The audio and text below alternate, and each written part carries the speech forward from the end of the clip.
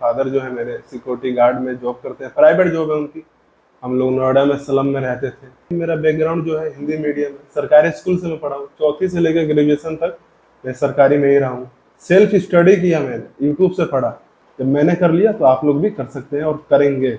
आप अपने ऊपर विश्वास रखिए। नमस्कार दोस्तों एंड हेलो एवरीवन, कैसे हो आप सब। आज हमारे साथ आलोक कुमार जी जो कि हैं बिहार से बेसिकली एंड रहने वाले हैं ये नोएडा के। एंड ये हमारे साथ MTS 2019 में सिलेक्टेड थे, देन GST इंस्पेक्टर सिलेक्ट हुए CGL 2019 से एंड फाइनली अभी ये वर्किंग है PO मुंबई कस्टम्स में CGL 2020 से। तो कैसे हो आलोक भाई? बढ़िया, आप बताइए जतिन भाई कैसे? और ढेर सारी शुभकामनाएं आपको। Thank you. थोड़ा लेट हो गया, अभी ये इंटरव्यू पहले आना चाहिए था। हाँ, लेकिन आप थोड़ा बिजी थे एंड अभी आपका ज्वाइनिंग हो गया फाइनली। हाँ ज्वाइनिंग हो गया PO। तो जैसे कि आपने शुरुआत की है, देन फाइनली प्रिपरेशन की है, यहाँ तक पहुँचे हैं आप। मुंबई में आप एक PO हैं इन कस्टम्स। तो हम बात करने वाले हैं आज इनका एक्सपीरियंस जो रहा है, जो इन्होंने प्रिपरेशन की है शुरुआत से स्कूल टाइम से, देन आज एक इंस्पेक्टर हैं ये इन कस्टम्स मुंबई PO। तो आलोक जी, आपकी शुरुआत कहाँ से हुई? बेसिकली आपने पढ़ाई कहाँ से की है? सबसे पहले तो मैं जतिन भाई आपको धन्यवाद कहना चाहूँगा कि आपने मुझे इस प्लेटफॉर्म पे मौका दिया बोलने का, अपना एक्सपीरियंस शेयर करने का। जो एक्सपीरियंस है जो मेरा, वो मैं आपके साथ अपना आज डिस्कस करूँगा, पूरा बताऊँगा कैसे क्या है। आप बेसिकली बिहार से हैं? हाँ, बेसिकली मैं बिहार से हूँ, ईस्ट चंपारण से। ईस्ट चंपारण से, लेकिन आपकी पढ़ाई वहाँ नहीं हुई है? नहीं, पढ़ाई वहाँ नहीं हुई। आपके पापा शुरुआत में नोएडा आ गए थे। हाँ। तो जो आपकी शुरुआत से पढ़ाई हुई है वो कौन सा स्कूल में हुई है? गवर्नमेंट स्कूल में हुई है या प्राइवेट स्कूल में हुई है? किस तरह हुई है? जो शुरुआती पढ़ाई है वो गवर्नमेंट स्कूल में हुई है, यूपी में है। तो चौथी क्लास से मेरा पढ़ाई स्टार्ट हुआ। जो पहला पढ़ाई वो बिहार में हुआ था, और उसके बाद चौथी क्लास से यूपी में नोएडा में पढ़ाई स्टार्ट हुआ। तो वो भी जो है 4th क्लास से लेकर 12th क्लास तक गवर्नमेंट स्कूल में मेरा पढ़ाई हुआ। और उसके बाद मैं ड्यू से BSc किया, BSc विथ कंप्यूटर साइंस। तो आपने बताया कि गवर्नमेंट स्कूल से आपने पढ़ाई की है। तो गवर्नमेंट स्कूल में अक्सर स्टीरियोटाइप होता है कि वहाँ के बच्चे पढ़ते नहीं हैं, हाँ, या बहुत कम पढ़ने वाले होते हैं, टीचर भी कुछ खास ध्यान नहीं देते हैं। तो आपके स्कूल में कैसा सीन था? कि ऐसी बातें थी या कुछ अलग था? नहीं, सेम बात है। जो सरकारी स्कूल, जो आजकल के लोगों के नज़र में जो उसका इमेजिनेशन, वही हमारे भी टाइम में था। कुछ खास नहीं था। जैसे हाँ, स्कूल जाओ, अपना बैठो, जो पढ़ना है पढ़ो, मौज मस्ती करो और फिर बैग लेके वापस अपने घर चले आओ। बस पढ़ाई का कोई इतना माहौल नहीं था। वो हम जो मेरे पेरेंट्स वो चाहते, मेरे पढ़ाई पे जोर देते थे, तो उन्होंने मेरा प्राइवेट में अपना ट्यूशन लगवा रखा था। तो उन्हीं के बदौलत मेरा थोड़ा मैथ स्ट्रॉन्ग था, और इसी की वजह से मेरा ठीक है, सब ठीक रहा। लेकिन स्कूल में उतना कुछ खास नहीं था। क्योंकि स्कूल में जब बच्चे जाते हैं हाँ, तो सभी एक तरह के नहीं होते। चाहे कोई भी स्कूल हो, हाँ, चाहे सरकारी हो, चाहे कोई कॉन्वेंट स्कूल हो। कॉन्वेंट स्कूल में हो सकता है रेशियो अधिक हो जाता हो पढ़ने वालों का, एंड सरकारी स्कूल में वो कम रहता हो। लेकिन एक सरकारी स्कूल में से आपको निकलना होता है, आपने बनाया होता है अपनी फैमिली को देख के। तो आपकी फैमिली का परिवेश कैसा था? लाइक मिडिल क्लास है हम सब। मोस्टली जो भी गवर्नमेंट जॉब की तैयारी करते हैं वो मिडिल क्लास से होते हैं। तो क्या आपकी हर्डल्स रही हैं? क्या आपकी पॉजिटिव पॉइंट्स रहे हैं जो आपको आगे बढ़ाने में हिम्मत मिली आपको? हो सकता है एक तरह से नेगेटिव पॉइंट देखे जा सकते हो, लेकिन कहीं ना कहीं वो आपकी तैयारी में पॉजिटिवली काम करते हैं। जैसे मैंने आपको बताया, मैं बिहार से हूँ। मेरा फादर नोएडा में आके शिफ्ट हो गए। तो नोएडा में आप जिसे स्लम कहते हैं, उसे हम लोग अपना घर कहते हैं। तो उसी में मेरे चाचा का रूम था, 2 रूम थे। तो एक में वो रहते थे, एक में हम लोग रहते थे। तो हुआ ये कि मेरे पापा जो है नोएडा में सिक्योरिटी गार्ड का जॉब करते हैं, प्राइवेट सिक्योरिटी गार्ड का जॉब करते हैं। तो मैं उन्हें देखता था कि हाँ, सुबह में वो 8 बजे जाते थे और रात को वो 8 बजे आते थे, 8:30 बजे। ना सैटरडे ऑफ, ना संडे ऑफ, ना कोई हॉलीडे ऑफ। तो वो देख के मुझे बहुत बुरा लगता था कि हाँ देखो, मेरे फादर हैं और इतना हमारे लिए स्ट्रगल कर रहे हैं, और हम इन्हीं सब बच्चों के साथ जाएं और घूमे तो कुछ फ़ायदा होगा नहीं, बाद में हमें भी यही करना पड़ेगा। और ये कि मेरे पेरेंट्स जो है बचपन से ही पढ़ाई पे जोर देते थे। वो देखते थे कि हाँ, कैसे कैसे लोग आ रहे हैं कंपनी में इंटरव्यू देने के लिए, आते इंग्लिश में बात करना स्टार्ट कर दे रहे हैं। तो वो हमेशा पढ़ाई पे मेरे जोर देते थे कि हाँ पढ़ो पढ़ो पढ़ो। लेकिन अब जैसे दूसरों के बच्चे थे जो हमारे गांव के थे और लोग थे, तो उनके बच्चे प्राइवेट स्कूल में जाते थे और हम सरकारी स्कूल में जाते थे, तो थोड़ा ये रहता था कि हाँ प्राइवेट में पढ़ रहे हैं, अच्छे अच्छे स्कूल में पढ़ रहे हैं, हम सरकारी स्कूल में पढ़ रहे हैं, हमारा क्या ही होगा। तो ठीक है, अब स्कूल में भी वैसे सरकारी स्कूल का माहौल आप लोगों से तो छिपा है नहीं, जो यूपी गवर्नमेंट का स्कूल है वो किसी से छिपा नहीं है। वहाँ पे हम जाते थे स्कूल में, टीचर अपना अलग बात कर रहे हैं, बच्चों से कोई मतलब नहीं, बच्चों से ना कोई मतलब ही नहीं रहता था, कभी कभार हाँ पढ़ा दिया, कुछ तो पढ़ा दिया। इसके बाद वही मैथ मेरा बचपन से ही इंटरेस्टिंग सब्जेक्ट रहा है, मैं उसमें हमेशा कितना भी मतलब मैथ पढ़ा लो मुझे कोई दिक्कत नहीं है, मैथ में आराम से कर लूँगा। तो ऐसे करते करते पहले मैं चौथी से लेकर 12वीं तक पढ़ा, तो ट्वेल्थ में पढ़ा। तो ट्वेल्थ में अब मुझे समझ में नहीं आ रहा था कि अब आगे क्या करूँ, what is my next, BTech करूँ बीएससी करूँ। बीटेक करने की सोचा, तो फिर उसके लिए वही फाइनेंशियल प्रॉब्लम, कहाँ से लाऊंगा पैसे, लोन क्या करूँ। तो लोन लोन ले लेता, प्राइवेट से कर लेता, उसमें भी कुछ गारंटी नहीं कि हाँ जॉब लगेगी नहीं लगेगी। तो हमारे जो ट्यूशन में थे उनका, हमने जोशी सर कहते थे, तो उनकी जो वाइफ थी वो एसएससी के थ्रू ही वर्किंग थी। तो हमने उनसे पूछा कि हाँ सर क्या करें, अब हमें समझ में नहीं आ रहा है, हमारी कंडीशन आप देख ही रहे हो। तो सर ने कहा कि देखो ऐसा है कि तुम्हारे लिए सबसे अच्छा है एसएससी की तैयारी करो, आज ना कल वो तुमसे निकल ही जाएगा, तुम्हारा मैथ स्ट्रॉन्ग है। तो मैंने कहा ठीक है सर, लेकिन उसमें तो इंग्लिश भी है, 250 नंबर का इंग्लिश है, वो कैसे करेंगे। और आप लोग जानते हैं यूपी बोर्ड में इंग्लिश कितना हम लोग का वीक रहता है, जो हम हिंदी मीडियम के स्टूडेंट्स हैं। और ऊपर से जब आप एक गवर्नमेंट हाँ स्कूल में हो हाँ तो गवर्नमेंट। इंग्लिश का हाँ बनता धार बराबर समझो आप। हाँ, तो जो हमारे स्कूल में ना, हम लोग इंग्लिश पे ध्यान ही नहीं देते थे, सिर्फ साइंस फिजिक्स केमिस्ट्री मैथ, बस ये तीनों पे ध्यान देते थे, ये अच्छा लगता था पढ़ने में। इंग्लिश में कोई खास इंटरेस्ट था नहीं। ट्वेल्थ में मेरे इंग्लिश में आउट ऑफ 100 60 नंबर थे। अब वो भी पता नहीं कैसे कैसे जाके अपना लिख दिया, आ गया 60 नंबर। तो सर ने कहा ठीक है, तो फिर मैंने कहा ठीक है अच्छा देखते हैं। फिर उसके बाद क्या हुआ, अब जैसे ही कॉलेज में गए, ड्यू का कॉलेज था महाराजा अग्रसेन कॉलेज, वसुंधरा में है वो। तो अब वहाँ पे गए, जो हम अभी तक सारे बुक्स हिंदी में पढ़ते हुए आते, तो वहाँ अचानक से सारा बुक इंग्लिश में। अब मैं परेशान, अरे यार अब कैसे पढ़ूंगा, कैसे क्या करूंगा, अब इंग्लिश में भी एग्जाम देना पड़ेगा, कैसे क्या करूँ। मैं घर आता था, मम्मी से बोलता था कि मम्मी ऐसे ऐसे बात है, मैं कैसे क्या करूँ। मैं परेशान हो जाता था, मन बेचैन हो जाता था कि कैसे क्या करूँगा, गलत डिसीजन तो नहीं ले लिया, या आईटीआई कर लूँ। एक ट्रेंड था कि हाँ ट्वेल्थ के बाद आईटीआई कर लो, आराम से कहीं प्राइवेट में 15-20 हज़ार की जॉब लग जाएगी। तो मैं वो भी ऑप्शन देखने लगा, तो मैं क्या करूँ समझ में नहीं आ रहा था कि हाँ बीटेक बीएससी करूँ या फिर आपका आईटीआई करूँ। तो मम्मी ने कहा ठीक है बेटा कोई नहीं, तुम करो, देखो हो जाएगा धीरे धीरे, अभी नया माहौल है। ये है कि मतलब मेरे पेरेंट्स ने बहुत सपोर्ट किया पढ़ाई में, उन्होंने कभी मतलब ये नहीं कहा कि हाँ, मतलब हमेशा मोटिवेट किया।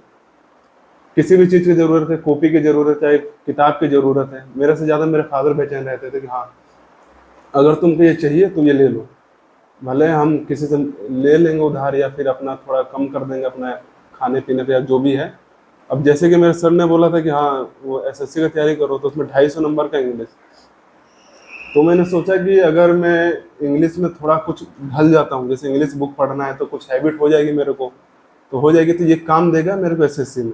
सीजीएल का जो 250 नंबर का आपका होता है इंग्लिश का, तो मेरे को काम देगा।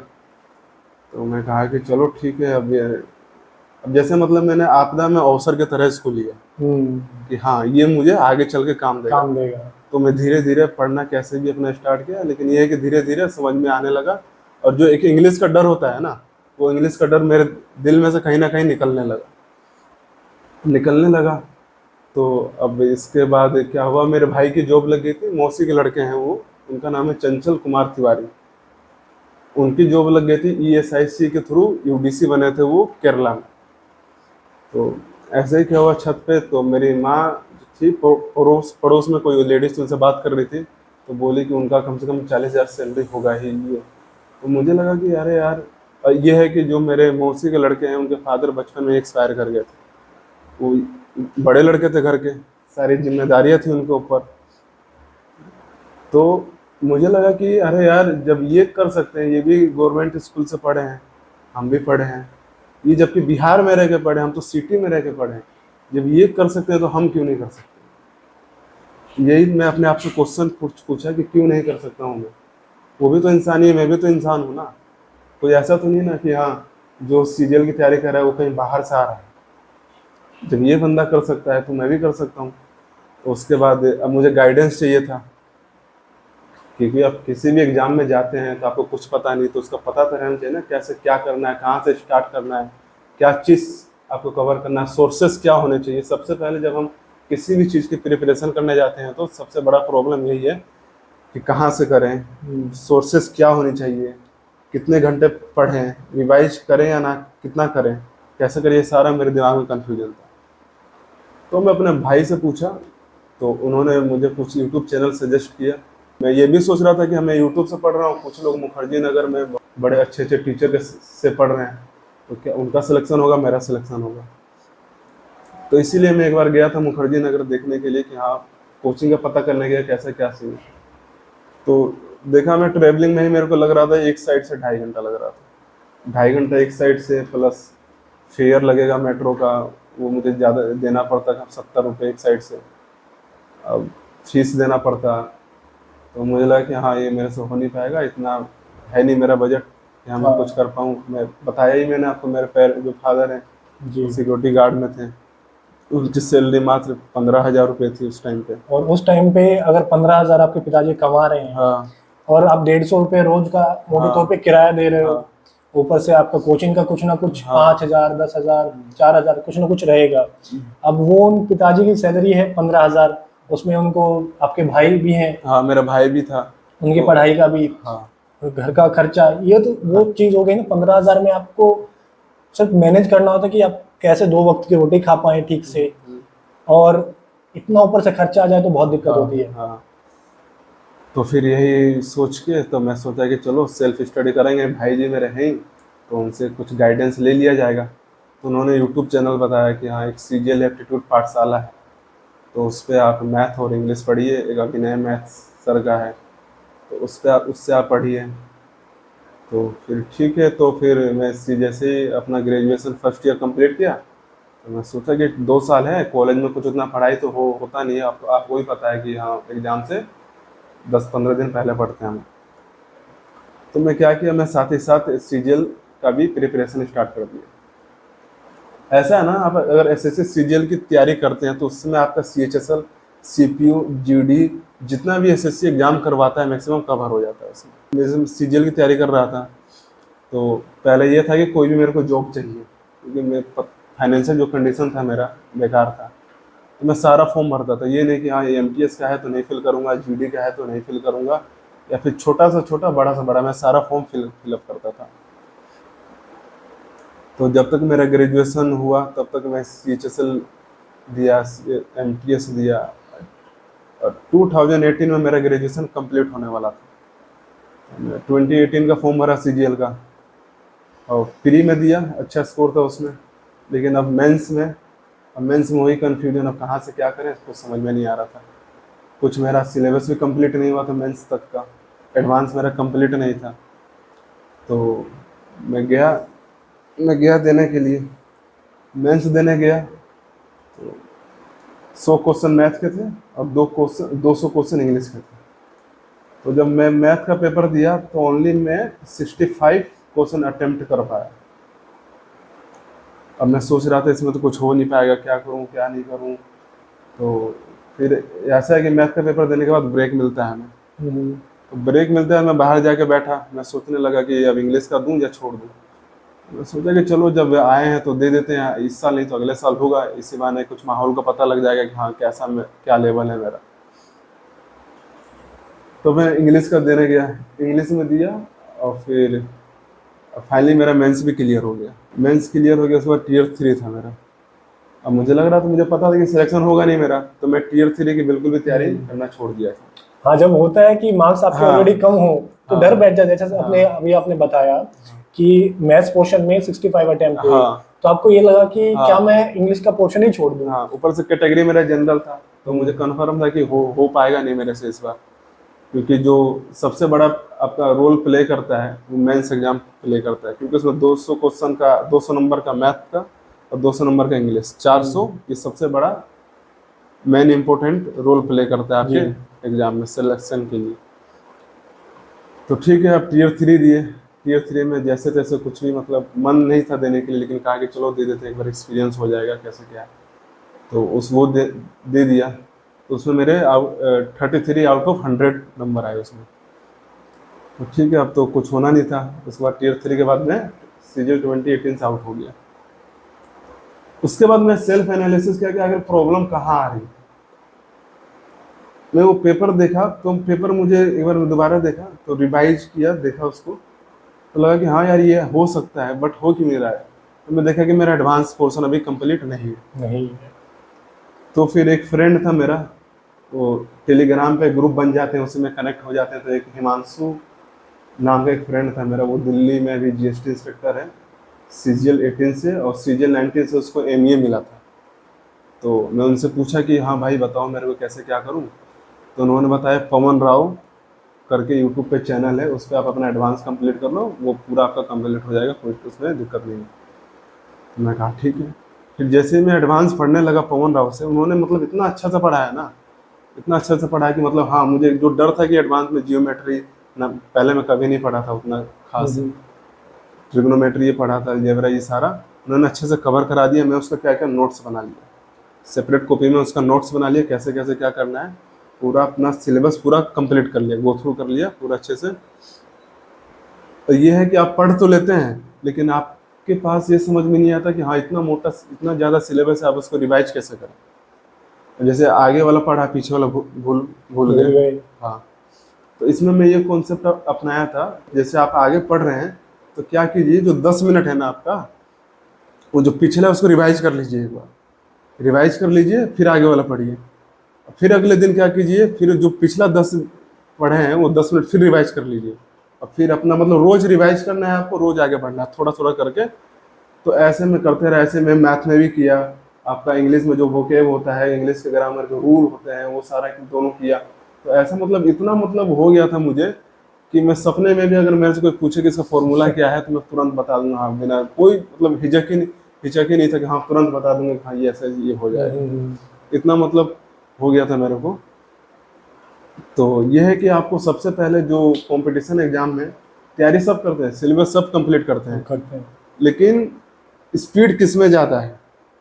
जब आप एग्जाम दे रहे हैं, 2 घंटे का एग्जाम है, मेंस का इंग्लिश का है 2 घंटे का, 2 घंटे का आपका मैथ का टाइम मैथ का है, तो आप कितना जल्दी सोच सकते हैं उसमें, कितना जल्दी आप अप्लाई कर सकते हैं, एक्यूरेसी कितनी है आपकी, ये था इसमें। तो सबसे बड़ा चीज़ है कि आप पहले सिलेबस कंप्लीट कर लीजिए। यूट्यूब पे बतेरे सोर्स है, आप वहाँ से सिलेबस कंप्लीट करिए अपना। जो पिछले साल के पेपर है किरण या राकेश यादव, वो अपना कर लीजिए। राकेश यादव नोट्स है, वो कंप्लीट करिए आप। और प्लस क्या कीजिए, रिवाइज करते रहिए। और रिवाइज आपको जब तक करना है जब तक आपका एग्जाम हो नहीं जाता, तब तक आपको रिवाइज करते ही रहना है। हाँ, आगे पढ़ा, पिछला 10 मिनट रिवाइज किया, फिर आगे पढ़ा, फिर पिछला 10 मिनट रिवाइज किया। ऐसे करते करते आपको एक ऐसा टाइम आ जाएगा, आपको पढ़ने की जरूरत नहीं, पूरा आपको याद आ जाएगा, याद रहेगा, माइंड में बैठा रहेगा, ऐसा ऐसा ऐसा होगा, ऐसा ऐसा ऐसा होगा। सीजीएल 19 का एग्जाम था, फ्री दिया, फ्री कुछ उतना खास नहीं गया, लेकिन तब भी उसमें 170 स्कोर था अराउंड। तो अब मेंस था, जिसका मुझे बेसब्री से इंतजार था कि हाँ मेंस मेरा बिगड़ा है, तो मेंस में मेरे को अच्छा करना है। तो मेरा क्या हुआ, सीजन 19 में 18 नवंबर को मेरा एग्जाम था। वो शिफ्ट जो बहुत ज्यादा इजी थी, सबसे इजीएस्ट शिफ्ट थी वो, लेकिन उसमें भी आपका एक्यूरेसी मैटर करता है। हाँ, क्योंकि वो उसमें ये सीन हुआ था, जहाँ तक मैं जानता हूँ, हाँ, कि अगर एक स्पेसिफिक स्कोर से कम रह गया तो आपका नेगेटिव हो गया, वो 180 185 के अराउंड, उससे कम रह गया, नेगेटिव पूरा नेगेटिव चला जाता था। एग्जाम देने गए तो फिर मैथ का एग्जाम था पहले, मैं आराम से उसको मतलब पूरा पेपर 1 घंटे में कर लिया था। 1 घंटे में कर लिया था, मुझे लगा कि हाँ पेपर ईजी है। और मैं कुछ क्वेश्चन मार्क कर रखा था कि हाँ ये इसमें गलत हो सकता है। सबसे आप एग्जाम देते हो तो आप ध्यान रखिए कि कौन सा आपका क्वेश्चन गलत हो सकता है, उसको मार्क करके रखिए, बाद में टाइम मिलेगा तो चेक कर लेंगे उसको। तो मार्क करके रखा था, तो 3 से 4 क्वेश्चन जो है मेरा मतलब गलत हो जाता है। मैं उसको दोबारा चेक किया तो फिर मैं उसको सही कर दिया। तो मैथ में मेरा 100 आउट ऑफ 100 क्वेश्चन पूरा सही था। और इंग्लिश में फिर इंग्लिश का पेपर दिए, इंग्लिश में मेरा 172 आउट ऑफ 200 था। और जब नॉर्मलाइजेशन हुआ तो मैथ में मेरा 242 आउट ऑफ 200 हो गया। 242 out of 200. Yes. Highest score in CGL 2019 in mathematics means. एक भी क्वेश्चन मेरा गलत नहीं था मैथ में। और इंग्लिश में मेरा 172 आउट ऑफ 200 हो गया। और फिर उसके बाद टीयर 3 था। टीयर 3 भी, हाँ टीयर 3 में ऐसा है ना कि आप पता नहीं रहता कि हाँ कितना मेहनत करेंगे तो कैसा मिलेगा, क्योंकि उसमें कुछ पता ही नहीं रहता है उसमें। अक्सर ऐसा होता है कि आप बहुत अच्छा करके आओगे तो भी हो सकता है आपको 55-60 मिले, नॉर्मल करके आओगे तो भी आपको 65-70 के मिल जाएंगे। या कई बार ऐसा भी होता है आप अच्छा करके आए हो 50 से कम रह गया आपका स्कोर। क्या था कि पहले डिस्क्रिप्टिव था तो उसमें सबसे पहले आपको यूएफएम से बचना है। हाँ। आपका मेंस तक कितना भी स्कोर हो कोई मैटर नहीं करता, अगर यूएफएम हो गया तो आपका सारा किया कराया पानी फिर तो कुछ है नहीं डिस्क्रिप्टिव, तो आप टेंशन फ्री रहिए, कोई इतना है नहीं। अब बाकी आप कर दिए तो उसमें जो एवरेज स्कोर था 60 था वो आ गया, 60 हो गया तो फिर 649 आउट ऑफ 700 स्कोर था। 649 आउट ऑफ 700 एक स्टैंडर्ड स्कोर हो जाता है किसी भी एग्जाम में। उस टाइम पे सीजीएल 2019 में सभी का स्कोर जो भी सिलेक्टेड कैंडिडेट से अच्छा खासा था, बट 649 उस लेवल पे भी लेना, देन जीएसटी इंस्पेक्टर सिलेक्ट होना मायने रखता है। तो 649 था। अब भाई एनालिसिस इधर यूट्यूब पे देखो, कहाँ किसी से पूछो कि भाई क्या मिलेगा, जो एग्जाम देते हैं तो ये होता है ना हमारे ऊपर कि हाँ क्या मिलेगा, 4600 मिलेगा तो कहाँ मिलेगा, 2800 मिलेगा, होम पोस्टिंग लेना है क्या है। तो मेरा तो क्लियर था कि हाँ मुझे भले साउथ ही जाना पड़े लेकिन चाहिए अपने कंडीशन के अकॉर्डिंग मुझे 4600 ही चाहिए था। और 4600 में मुझे इंस्पेक्टर मिले तो और चाहे कुछ भी मिले तो, लेकिन 4600 ही चाहिए था। ऐसा कोई मेरा सीजन में ड्रीम पोस्ट नहीं था कि हाँ मुझे यही चाहिए, मुझे बस ये था कि 4600 चाहिए और 75K मुझे सैलरी चाहिए ताकि मैं अपने फैमिली का कंडीशन कुछ उसमें इम्प्रूवमेंट ला सकूं। जो मेरा भाई है उसको मैं अच्छे से अपने से बेटर बना सकूं, उसे पढ़ा सकूं अच्छे से, मैं कुछ सपोर्ट कर सकूं अपने फैमिली को। मेरे पेरेंट्स जो इतना मतलब मेरे लिए इतना स्ट्रगल किए हैं, उनके चेहरे पे मैं एक स्माइल देख सकूं। जिन्होंने आपके पिताजी ने 15,000 एक बहुत ही कम सैलरी होते हुए एक as a private security guard पे काम करते हुए आपको पढ़ाया, आपको हर वो चीज दी, उन्होंने बोला कि हाँ भाई बेटा ये चाहिए ये लो, लेकिन आप पढ़ो। आपने वो फाइनली कर दिखाया, पूरा करके दिखाया, पूरा उन्होंने सपोर्ट किया, मम्मी ने भी सपोर्ट किया। ये है कि कभी कभी घर में प्रॉब्लम हो जाते है कि हाँ बैठे हैं आप बीएससी कर लिए, 18 में मेरा ग्रेजुएशन कंप्लीट हो गया था, घर में बैठे हैं 2 साल, तो घर के लोग को भी लगता है कि हाँ यार ये कर लिया अब कुछ कर नहीं रहा है, तो थोड़ा टेंशन होता है कि हाँ क्या करेगा क्या नहीं करेगा। तो मेरे फादर जो थे कभी कभी बोल देते थे कि हाँ तुम बैठे रहना या फिर ये करना, लेकिन ये है कि मेरी जो मम्मी है वो मेरे लिए शील्ड की तरह काम की। मतलब जैसे पापा कुछ बोलते थे तो मम्मी मेरे साइड आ जाती थी कि हाँ करने दो, ये करेगा ये अच्छा करेगा। मुझे कॉन्फिडेंस था कि हाँ मेरा अगर एमटीएस का या सीएचएसएल का किसी का भी फाइनल रिजल्ट आता है तो उसमें मेरा नाम होगा ही होगा। तो अभी भी याद है मेरे को, मम्मी गई थी मार्केट सब्जी लाने, फिर वो मेरा तो रिजल्ट आ गया था एमटीएस 19 का। तो भले एमटीएस था लेकिन मेरा फर्स्ट जॉब था, तो इतना खुश था मैं उस टाइम पे। मेरी मम्मी आई तो मैं मम्मी को बोला कि हाँ मम्मी रिजल्ट आ गया, तो मम्मी बोली कि झूठ मत बोल मजाक कर रहा है तो। मैं कहा नहीं मम्मी सही है, देखो मेरा नाम। मम्मी विश्वास ही नहीं कर रही है, भाई को बोले कि हाँ अंकित देखो तो ये मजाक तो नहीं कर रहा है मेरे से। तो मैं बोला अंकित भाई देखा मेरा, तो कह रहा हाँ माँ हो गया इसका। तो मम्मी के मतलब आंखों से आंसू गिरने लगे कि मतलब भले ही एमटीएस था वो मैटर नहीं करता है मेरे लिए, हाँ मतलब मेरी जॉब लग गई, अब कितनी भी सैलरी मिले वो मैटर नहीं करता है मेरे को, लेकिन मैं सेल्फ डिपेंडेंट हो गया, अपने ऊपर इंडिपेंडेंट हो गया। तो मम्मी फिर आंसू गिरने लगे, फिर समझाया कि हाँ चलो ठीक है, खुशी के आंसू थे तो अच्छा लग रहा था कि हाँ चलो फाइनली कुछ कोई ना कोई जॉब मिल गया, अब आगे कुछ हो भी या ना हो तो कोई टेंशन नहीं हो। हाँ एक मतलब मिल गई।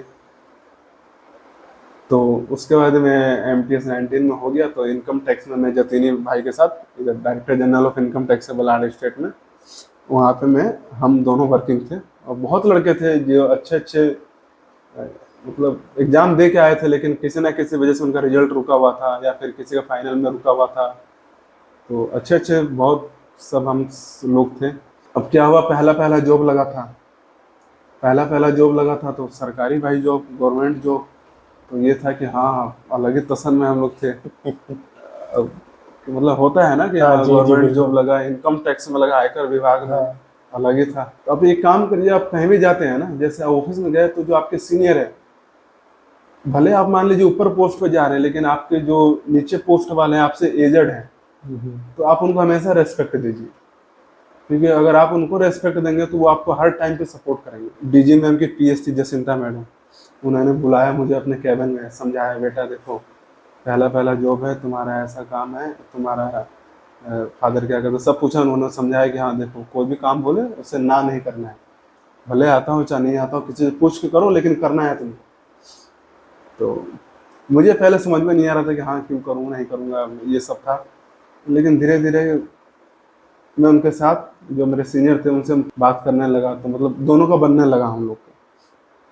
तो इससे मेरे को बेनिफिट ये हुआ कि सीजीएल 19 का तो मैं दे के आया था, लेकिन उस पर कोर्ट केस था। कोर्ट केस था तो पता नहीं था कि हाँ रिजल्ट पब्लिश होगा क्या नहीं होगा। और सीजीएल 20 का मैं एग्जाम प्री दे के आया था, अच्छा स्कोर था उसमें मेरा, AA के लिए भी मैं क्वालिफाई था। अब मेरा था मेंस, अब मेंस था तो जो महादेव रसाल जी हैं उन्होंने हमें बहुत सपोर्ट किया। हाँ, बहुत सपोर्ट मैं किया हमेशा उन्होंने। उनका आभारी रहूंगा, उन्होंने मुझे इतना सपोर्ट किया। हम ऑफिस आते थे 10 बजे ऑफिस पहुंचे, अपना दिन भर मतलब 10 से लेके 6 बजे तक हम पढ़ते ही रहते थे। एक तरह से मान के चलिए कि वो हमारा ऑफिस नहीं लाइब्रेरी था। हमारे जो सीनियर IRS ऑफिसर थे सब सपोर्टिव थे, सब मोटिवेट करते थे कि हाँ पढ़ो पढ़ो, अभी तुम्हारा एज ही कितना है। इवन हमारी जो डीजी मैडम थी वो भी हमें सपोर्ट करती थी कि बेटा अभी तुम्हारा एज कुछ नहीं है, तुम पढ़ो, तुम इससे बहुत आगे जाओगे। सबको हम जितने भी हम फ्रेंड्स सब थे, जतिन भाई हो गया, हाँ, मैं हो गया, नपेंद्र है, उनका भी सीजीएल 2022 से डब्ल्यू हो बनने जा जाएगा रहे हैं, वो उनका। डब्ल्यू बनने जा रहे हैं। एक अभी स्टेशन मास्टर में गया, उनका भी इंटरव्यू जतिन भाई ने अभिषेक अपलोड जी, किया था, आपने देखा होगा उनका इंटरव्यू। स्टेशन मास्टर बने हैं वो। तो हम लोग ये है ना कि हम सब आपस में मिल के रहते थे, अब एक दूसरे का प्रॉब्लम शेयर करते, डिस्कस करते थे कि कैसे इसको सॉल्व किया जाए। अब मुंबई में जानते ही हैं सबसे बड़ा प्रॉब्लम होता है कि ट्रैवलिंग का। बहुत। तो वही अभिषेक आया, अभिषेक और मैं बात कर रहे थे कि हाँ, अभिषेक बोला कि हाँ ये 2 घंटा लगता है जाने में। तो मैं उसको बोला कि 2 घंटा लगता है तो तू ये काम करो ना, 2 घंटा लगता है उसमें 2 घंटा में कुछ पढ़ लो, तुम मोबाइल में रखो अपना PDF, उसमें कुछ पढ़ लो या फिर नोट्स कुछ पढ़ लो, कुछ भी पढ़ लो, वीडियो डाउनलोड करके रख लो। हाँ कुछ भी पढ़ लो। अब जैसे जॉब लगा आपका तो कुछ ना कुछ तो काम करना पड़ेगा ना। अब ऐसा तो नहीं कि हाँ सैलरी दे रहा है तो थोड़ा आपके माइंड को थोड़ा मतलब उस लायक सोचना पड़ेगा कि हाँ भाई फ्री का सैलरी नहीं दे रहा, कुछ ना कुछ दे रहा है तो कुछ ना कुछ काम करना पड़ेगा। ये नहीं कि कुछ लोग को होता है कि हाँ पढ़ाई करेंगे तो पढ़ाई करेंगे, कोई काम नहीं करेंगे। इवन मैं ऑफिस में मॉक देता था, कोई काम आ गया बाई चांस तो हमारे जो सीनियर थे वो कर ही लेते थे, करने नहीं देते। मतलब अगर वो अपसेंटी में कहीं चले गए, वॉशरूम गए या फिर कहीं चले गए तो भाई मॉक देता था मैं, तो मॉक को मैं पॉज कर देता था, फिर मैं जाके वो काम देखता था। जैसे मैडम बोली कि हाँ इनको बुला दो, तो फिर वो करके फिर मैं उसको दोबारा स्टार्ट करता था। MTS की सैलरी जानते हैं यहाँ 28 से 30 हज़ार है। अब उसमें फर्स्ट क्लास कर लेते, थोड़ा उसमें मुझे सेविंग भी करना था क्योंकि मुझे अभी घर पे भी थोड़ा भाई है तो उसमें भाई पढ़ रहा है तो उसको भी देखना था, तो मुझे सब चीज़ मैनेज करना था। अब मैं घर का बड़ा होता जानते ही, अब जो घर में बड़ा लड़का होता है तो कितनी सारी रिस्पॉन्सिबिलिटी होती है फैमिली का, फादर बीमार रहते भी हैं, और भाई का भी पढ़ना है। क्या करता था मैं, मोबाइल में फ़ोटो क्लिक कर लिया कि हाँ ये आज मुझे को रिवाइज करना है, OWS सीनो एंटेनेंस जो भी है। अब इतना मोटा बुक लेके कहाँ कहाँ घूमेंगे। हाँ, अब मोबाइल में क्लिक कर लिया, जब जैसे ट्रेन में ट्रेवलिंग कर रहा हूँ तो उसमें देख लिया कि हाँ रिवाइज कर लिया फटाफट। ऑफिस में गया तो कुछ नहीं, जो पिछले साल का पेपर है आपका CGL हो गया, चाहे CPO हो गया, चाहे CHSL हो गया, इसको क्या करना, ऑफिस में गया, मोबाइल में डाउनलोड कर रखा था मैं PDF। अब उसमें अपना अपना प्रैक्टिस करता था, जितना भी मतलब टाइम मिलता था, सफिशिएंट टाइम मिल जाता था, ऐसा कोई दिक्कत नहीं था। ऑफिसर जो हमारे थे सपोर्टिव थे, सब सपोर्ट करते थे, जो सही बात है वो सही है। उसके बाद एग्जाम दिया, अच्छा स्कोर रहा, टोटल मेरा 563 था आउट ऑफ 700 था CGL 2020 में। तो आलोक भाई अभी आपका अल्टीमेट एम क्या है, लाइक आपको आगे क्या अचीव करना है? आपने सीजीएल से ड्रीम पोस्ट चूज कर लिया ऑलमोस्ट। नहीं, देखिए जो मेरा है, मेरा सीजन में कोई ऐसा ड्रीम पोस्ट था नहीं कि हाँ मेरा ये कोई ड्रीम पोस्ट है या ड्रीम डिपार्टमेंट है। बस मुझे ये था कि 4600 मिल जाए, बस मेरा यही ड्रीम था। क्योंकि अब मेरा सोचना ये है ना कि बार बार आप सीजीएल दे रहे हैं, कभी 4600 लेके होम स्टेट जा रहे हैं, कभी 4600 लेके आपको इंस्पेक्टर बनना है, कभी कस्टम में जा रहे हैं, बार बार सीट वेस्ट करने से कोई मुझे फायदा नज़र नहीं आता। अगर आप यही एक बार यूपीएससी निकाल ले, अगर यूपीएससी या बीपीएससी निकाल ले, उसमें लास्ट रैंक भी ला लेते हैं आप, तो सीजीएल का जो भी आपका टॉप पोस्ट है उससे भी बेटर पोस्ट पे आप जाएंगे। तो मेरा मानना ये है कि हाँ सीजीएल निकल गया एक बार आपका, तो बार बार सीजीएल ना दे, अब कुछ सीजीएल को अब छोड़े, अब आगे कुछ बढ़े अपना, बार बार सीजीएल देने से कोई फायदा नहीं है। तो अब मैं देखूंगा, स्टेट पीसीएस की तैयारी करूंगा, अगर हो जाएगा तो ठीक है, बाकी अपना 100% देंगे, बाकी देखते हैं। तो बाकी अभी आने वाले कैंडिडेट्स को आप क्या मैसेज देना चाहेंगे शॉर्ट में, या क्या हमारे व्यूअर्स को बोलना चाहेंगे? देखिए, जैसे मैं आपको बताया कि मेरे पेरेंट्स जो हैं, फादर जो है मेरे सिक्योरिटी गार्ड में जॉब करते हैं, प्राइवेट जॉब है उनकी। हम लोग नोएडा में स्लम में रहते थे। मेरा बैकग्राउंड जो है हिंदी मीडियम है, सरकारी स्कूल से मैं पढ़ा हूँ, 4वीं से लेकर ग्रेजुएशन तक मैं सरकारी में ही रहा हूँ। सेल्फ स्टडी किया मैंने, यूट्यूब से पढ़ा। तो जब मेरे जैसा लड़का कर सकता है तो आप लोग क्यों नहीं कर सकते? आप लोग भी कर सकते हैं। बस ये है कि आपको अपने ऊपर कॉन्फिडेंस रखना है, किसी के बातों में नहीं आना है। लोग कहेगा कि हाँ तुम बैठे हो, तुमसे कुछ नहीं हो पाएगा, ये वो, तो उनके बातों को इग्नोर करना है। आपको जवाब देना है अपने रिजल्ट से, उनसे कुछ बोलना नहीं है, उनसे मुंह लगाना नहीं है, आपको जवाब देना है। जब आपका रिजल्ट आएगा तो उनका जवाब ऑटोमेटिक मिल जाएगा, उनका मुंह बंद हो जाएगा। सबसे बड़ा चीज़ ये है कि आप अपने आप को धोखा मत दीजिए। अगर आप तैयारी कर रहे हैं तो पूरा मन से तैयारी कीजिए। आपकी यहाँ तक ऐसा तैयारी करना है कि आपको सोते समय भी हाँ सपने में आए कि हाँ सीजीएल मुझे देना है, ये पोस्ट मिलेगा। अब दूसरे के भरोसे मत रहे कि हाँ वो मुझे मोटिवेट करेगा या मैं मोटिवेशन वीडियो देख लूँ। ये है ना, जैसे मान लीजिए आपको भूख लगा है, अब इंतजार थोड़ी ना करेंगे कि हाँ वो बोलेगा कि हाँ खा लो बेटा खा लो, तो खाओगे। हाँ तब खाओगे। हाँ, भूख लगा रहेगा तो हम खुद खाएंगे ना। तो अपने आप को मोटिवेट खुद रखिए कि हाँ जॉब लग जाएगी मेरी तो 75 के सैलरी मिलेगा, उसमें 500 के नोट कैसे होंगे, कितने होंगे, अगर 2000 के नोट कितने होंगे, मैं क्या करूँगा इसको। ये सब सोचिए, ये आपको खुद मोटिवेट करेगा, खुद मोटिवेशन देगा आपको। पेरेंट्स के लिए क्या करेंगे, भाई होगा तो भाई को पढ़ाने में हेल्प करेंगे, जो भी अपने फैमिली को मतलब कंडीशन जो है सुधारने में उससे मदद मिलेगी। जब मैंने कर लिया तो आप लोग भी कर सकते हैं और करेंगे। आप अपने ऊपर विश्वास रखिए। तो आपसे मिल के इतना डीपली जान के आपको बहुत ही अच्छा लगा। जैसे आपने बताया आपके पिताजी का कि कैसे उन्होंने मेहनत की, आपकी माताजी ने मेहनत की, आपके छोटे भाई भी थे, आपने कैसे यूट्यूब से फ्रीली पढ़ाई की, वो सब देख के मुझे काफ़ी अच्छा महसूस हुआ और कुछ सीखने को मुझे मिला पर्सनली। आई एम श्योर आपको भी मिला होगा। एंड कमेंट करके बताइए जो भी आपके क्वेश्चंस हैं या जो भी आपके डाउट्स हैं या जो भी और आने वाली वीडियोस में आप देखना चाहोगे। मैं जतिन भाई के बारे में एक बात कहना चाहूँगा, ये बहुत मतलब हेल्पफुल पर्सन है। जब हम लोग का MTS 19 का रिजल्ट आया था तो हमें कुछ प्रोसेस आगे पता नहीं था कि क्या करना है, या फिर मुंबई में आना है तो कहाँ पर रुकना है, कैसे क्या मैनेज करना है, तो सब इन्होंने बताया था।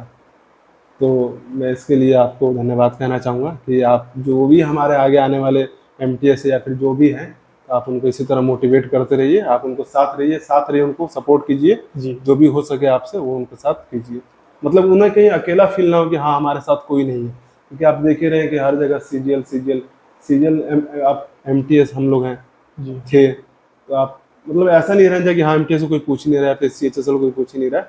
तो आप इन दोनों को भी सपोर्ट कीजिए और बाकी आप टेंशन मत लीजिए। हम MTS से तो क्या आप बड़े बड़े जॉब निकाल सकते हैं आराम से। एग्जाम्पल है आपके पास में बताया, मेरा फ्रेंड है राधे कृष्ण, MTS सामने यही एग्जाम्पल है। MTS था, MA गया। मैं हूँ एक नपेंद्र प्रताप सिंह, अभिषेक सिंह है, अभिषेक सिंह स्टेशन मास्टर है, एक और थे नीचे अपने नाम ध्यान है वो बैंक PO गए थे। तो मैं कहूँगा कि MTS में ये है ना, आपको टाइम मिल जाता है जी। मेरा बताना चाहूँगा मैं आपको, CHSL 19 से मुझे LDC मिला, लेकिन मैं उसको ज्वाइन नहीं किया। क्यों ज्वाइन नहीं किया? क्योंकि उसमें टाइम नहीं मिल पाता और सैलरी में कोई ज़्यादा डिफरेंस नहीं था। तो इसीलिए मैं उसको ज्वाइन नहीं किया। MTS में आपको प्रॉपर टाइम मिल जाता है। अगर आप है कि हाँ मुझे कुछ करना है, मुझे यहाँ पर रुकना नहीं है, मुझे आगे जाना है, तो MTS है आपके पास, टाइम मिलेगा सफिशिएंट। आप पढ़ाई करिए, आप ज़रूर सफल हो जाएंगे। आगे अपना जो भी है मतलब ग्रोथ करेंगे आप करियर में।